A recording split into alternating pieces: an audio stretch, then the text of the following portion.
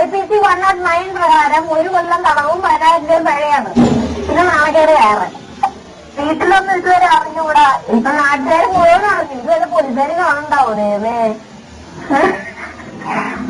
അല്ല ഞാൻ പറഞ്ഞേ, വിഡിത്തരങ്ങൾ കാണിക്കരുത്. നമ്മളൊരാളെ പ്രണയിച്ചു എന്നുള്ളവരുടെ അയാളെ കിട്ടില്ല ചർച്ച കളിക്കുന്നത് കൈ മുറിച്ചു കഴിഞ്ഞാല് ആർക്കും പോയി, നമുക്ക് നമ്മുടെ അച്ഛനും അമ്മയ്ക്കും പോയി, അത്രയല്ലേ ഉള്ളൂ. പെട്ടെന്ന് മനസ്സിന് പോകും. തന്നെ പറ. ഇല്ല പോവില്ല. ഞാൻ അങ്ങനെ പോണെന്ന് പറഞ്ഞില്ലല്ലോ. നമ്മളൊരാളെ പ്രണയിക്കുന്നു. ഇന്നലെ വരെ എന്റെ ജീവിതത്തിൽ ഉണ്ടായിരുന്ന ഒരാള് ഇന്ന് ഞാൻ പറയാം, നിങ്ങൾ മറക്കൂ ദുർഗ ആയിരം ഓർക്കരുത് നിങ്ങൾ പറഞ്ഞോളൂ എന്ന് പറഞ്ഞാൽ എനിക്കയാളെ മറക്കാൻ പറ്റുമോ? ഞാൻ വീണ്ടും ഓർത്തോണ്ടിരിക്കും. മറക്കും എന്ന് പറയുന്ന ഓരോ തവണയും ഞാൻ അതിനെ ഓർമ്മിച്ചോണ്ടല്ലേ ഇരിക്കുന്നത്. അതെന്തിനാ അങ്ങനെ മറക്കുക? അയാളുടെ ഓർമ്മ രാവിലെ ഭക്ഷണം കഴിക്കാൻ ബുദ്ധിമുട്ടുണ്ടോ? കുളിക്കാനായിട്ട് ബുദ്ധിമുട്ടുണ്ടോ? ആ ഓർമ്മയുള്ളതുകൊണ്ട് വീടടിച്ചു തരാൻ ബുദ്ധിമുട്ടുണ്ടോ? ഇല്ല. അപ്പൊ അയാളെ ഓർത്തോണ്ട് വീടടിച്ചു തരാം, അയാളെ ഓർത്തോണ്ട് ഭക്ഷണം കഴിക്കുക, ആ ഓർമ്മ അവിടെ ഇരുന്നോട്ടും കഴിക്കുക. പക്ഷെ നിങ്ങളുടെ ജീവിതത്തെ അത് ബാധിക്കരുത്, അത്രേ ഉള്ളൂ. അത് ശരിക്കായിട്ടങ്ങ് അതായിട്ട് എന്തോ പറയണ്ട അതായിക്കോളും. ഇത് ഇപ്പൊ കുറച്ചു നാളിലായിരുന്നു നിങ്ങൾ ബ്രേക്കപ്പ് ആയിട്ട്. ഇല്ല ഇപ്പോഴും വിളിക്കുന്നുണ്ട്. രാവിലെ വിളിച്ചിരുന്ന അനീറ്റിന്നുകൊണ്ടാണോ സംസാരിച്ചത്? എനിക്ക് അങ്ങനെയൊക്കെയല്ല. ഇടയ്ക്കൊക്കെ എപ്പോഴാണെങ്കിൽ പറയാം. എനിക്കിപ്പോ ഞാൻ പറഞ്ഞു എന്നെ ഇഷ്ടമല്ലാന്നെങ്കിൽ പറ.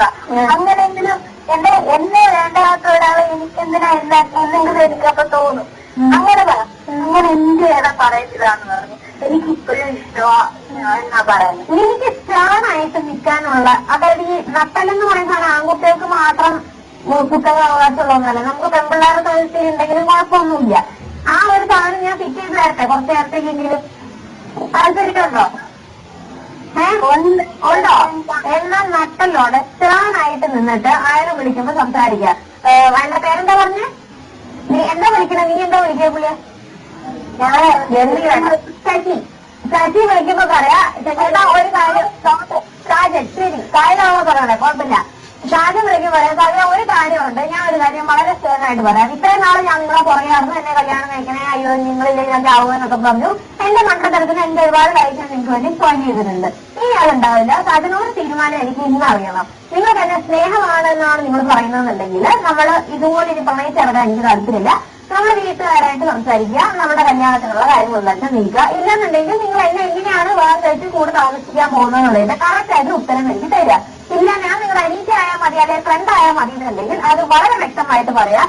ഇനി കളിക്കാൻ എനിക്ക് ലൈഫ് ഇല്ല, എനിക്ക് നിങ്ങളുടെ കൂടെ എന്താ പറയാ ഇനി ഇതുപോലെയുള്ള ചെറിയ ചെറിയ അങ്ങോട്ട് തോണ്ടി കളിക്കാനായിട്ട് എനിക്ക് സമയമില്ല, എന്റെ ലൈഫ് സ്പോയിൽ ചെയ്തതെന്ന്